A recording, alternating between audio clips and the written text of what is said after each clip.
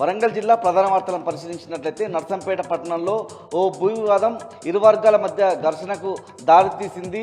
మాదన్నపేట రోడ్లో ఉన్నటువంటి survey number 111 పైన కొన్ని సంవత్సరాలుగా భూ వివాదం కొనసాగుతుంది. ఇదే క్రమంలో ఇరు వర్గాలు రాళ్లు రువ్వుకున్న పరిస్థితి కనిపిస్తూ ఉంది. పలువురికి గాయాలైన సందర్భం కూడా కనిపిస్తూ ఉంది. పోలీసులు అక్కడికి చేరుకొని ఇరు వర్గాలను చెదరగొట్టారు.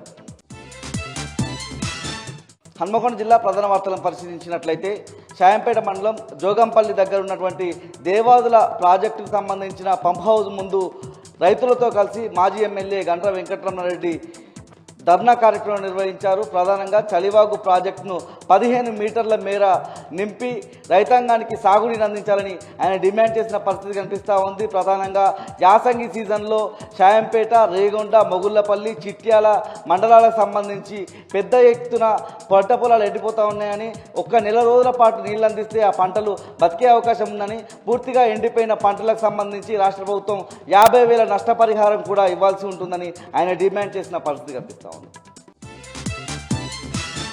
జనగామ జిల్లా ప్రధాన వార్తలను పరిశీలించినట్లయితే జనగామలో ఇటీవల కిడ్నాప్కు గురైనటువంటి 10 నెలల పసికందు కేసును పోలీసులు ఛేదించారు. ప్రధానంగా 3 నిందితులను అరెస్ట్ చేసి మీడియా ముందు ప్రవేశపెట్టిన సందర్భం అయితే కనిపిస్తూ ఉంది. ఛత్తీస్గఢ్కు సంబంధించినటువంటి రామ్ జిల్, అదేవిధంగా పార్వతి దంపతుల 4వ కుమార్తెను అక్కడే పనిచేస్తున్నటువంటి స్వామిరాజ్ అతని భార్య కిడ్నాప్ చేసిన పరిస్థితి, మరొక మహిళతో కలిసి అమ్మేందుకు ప్రయత్నిస్తుండగా పోలీసులు అరెస్ట్ చేసిన సందర్భం కనిపిస్తూ ఉంది.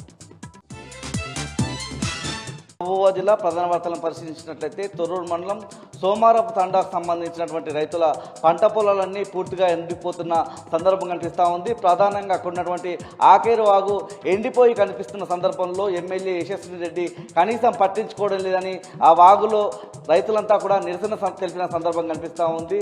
వెంటనే ఎమ్మెల్యే స్పందించి ఆకేరు వాగుకు నీరు విడుదల చేయాలి, లేకుంటే చావే శరణ్యం అని అక్కడ ఉన్నటువంటి రైతులంతా కూడా ఆవేదన వ్యక్తం చేస్తున్న పరిస్థితి కనిపిస్తూ ఉంది.